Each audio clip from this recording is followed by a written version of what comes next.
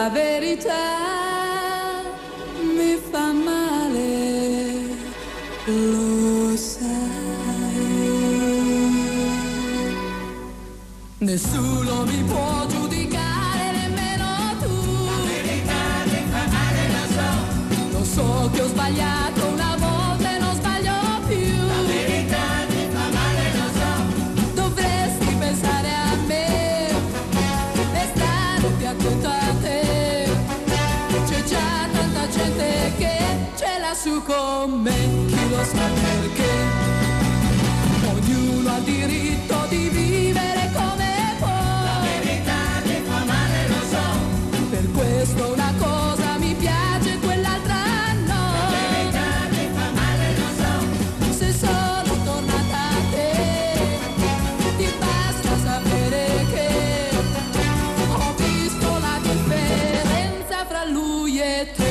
Ed ho scelto te. Se ho sbagliato un giorno ora capisco che l'ho pagata cara la verità. Io ti chiedo scusa e sai perché. Sta di casa qui la felicità. Molto molto più di prima io t'amerò. In confronto all'altro sei meglio tu. E d'ora in avanti prometto che quel che ho fatto qui non farò mai più. Ognuno ha il diritto di vivere come può. La verità mi fa male, lo so. Per questo una cosa mi piace, quell'altra no. La verità mi fa male, lo so. Se sono tornata a te, ti basta sapere che ho visto la differenza fra lui e te. Ed ho scelto te. Se ho sbagliato un giorno ora capisco che l'ho pagata cara la verità. Io ti chiedo scusa e sai perché. Sta di casa qui la felicità. Nessuno mi può giudicare, nemmeno tu.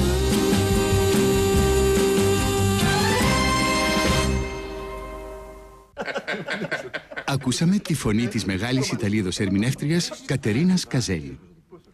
Στη συνέχεια του εορταστικού μας προγράμματος που σας προσφέρει το Εθνικό Ίδρυμα Ραδιοφωνίας, και ενώ ευρισκόμεθα 2 ώρες και 10 λεπτά πρωτού νέου, ευτυχούς όπως αναμένομεν έτους 1966, θα ακούσουμε το προσφάτως βραβευθέν στο Φεστιβάλ Τραγουδιού της Θεσσαλονίκης «Φτωχόπεδο». Ένα τραγούδι που ως φαίνεται θα αφήσει εποχή από τη φωνή της μεγάλης καλλιτέχνηδος Γιωβάνας. Παπά! Έλα, Λάκη, αγόρι μου. Θέλω να πάω κι εγώ στο φεστιβάλ. Κι εγώ θέλω να πάω με τη Ρίκα Διαλυνά, αλλά θα διατηρήσει η μάνα σου. Μαμά, άμα ο παπάς πήγε με τη Ρίκα Διαλυνά να πάω κι εγώ στο φεστιβάλ. Ραγί, σκάσε μην πας καμιά ανάποδη που θες και φεστιβάλ. Γιατί? Καλά, θα πάρουμε τηλέφωνο αύριο τον Αλκιστέα να το κανονίσουμε. Σκάσε τώρα. Και με σένα θα τα πούμε στο σπίτι που θέλουμε και Ρίκα Διαλυνά τα μούτρα σου. Γεια μας, καλή χρονιά να έχουμε. Άντε. Κάτε εσύ προκομμένη. Τελευταία στιγμή το στρώνει το τραπέζι. Αν ήταν κρεβάτι από χτες ήταν το χεστρωμένο. Εγώ δεν ανακατεύομαι. Αλλά τα στραβά γαϊδούρια τη νύχτα πάνε και βόσκουν. Είπες κάτι, μητέρα? Πούμε και η κόρη μου. Για την αξιοσύνη σου μελετάω. Χριστίνη, θέλω σαν να πάρκεσαι, να ησυχάσουμε. Είπες κάτι, Εύη? Την ευχή σου, λέω, μητέρα. Την έχεις, κόρη μου, την έχεις. Να δεις σώθεις κρόχα. Ρε ξαδέρφη, τι θα γίνει με εκείνα τα πυροσκάκια που μας τάξατε? Τα πυροσκύματα που τους βαράει στο ούζο. Τρέχω, άντρα μου, τρέχω. Και τι νίκη δίνεται για αυτό τα χούρι? 650 δραχμές το μήνα. Τους πιάσανε το κόλλο και το χέροντα από πάνω. Εσύ τα κανόνισες.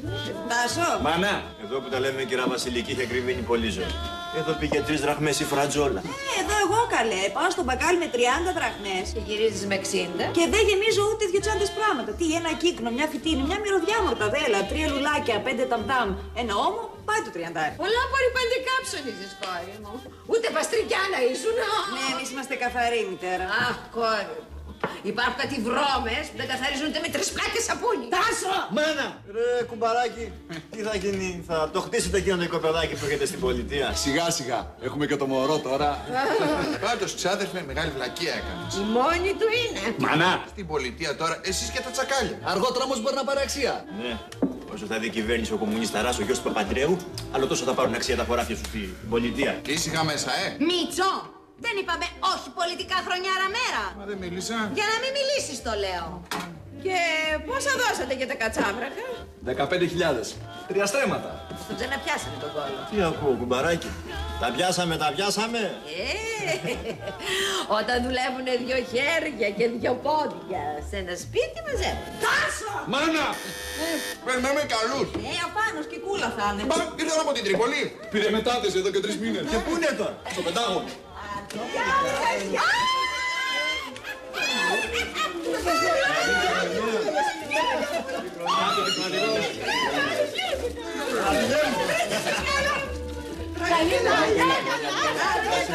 Άντε βρε παιδιά, αργήσατε. Δεν το ξέρεις τον αδελφό σου τώρα. Και τέτοια μέρα μέχρι το βράδυ στη δουλειά ήταν. Καλά, και εσύ τι έκανες τέτοια ώρα στο γραφείο?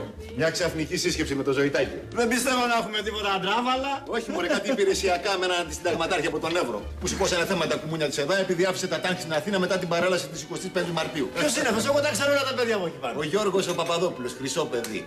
Σοβαρός, ευφυής, εφράδης και προπάντων δημοκράτης. Αυτό προπάντων. Το έχω ακούσει και εγώ, μου το έχουν πει κι άλλοι. Δεν πιστεύω να είναι από κανένα σπίδα. Όχι, ρε, όταν λέω δημοκράτης εννοώ από τους δικούς μας τους δημοκράτες. Και γιατί άφησε τα τάγκ στην Αθήνα? Για να τα γυαλίσει. Ρε κουμπάρε, αυτό που λένε για ένα τηλεγράφημα που ήσπλο Καραμαλής από το Παρίσι. Μη μου μιλάς για αυτή την παλιοκουμούνα. Αυτό να δεις άμα τον Αθήνα μέχρι και το κουκουέ θα νομιμοποιούσε.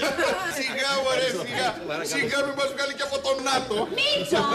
Έσκασα. Και να σου πω, βρε ξαδέρφη, όταν έγινε ο σεισμός στη Μεγαλούπολη, εσείς κουνηθήκατε πολύ. Άστα ξαδέρφη, μην τα συζητάμε καλύτερα. Τίποτα δεν έμεινε όρθιο.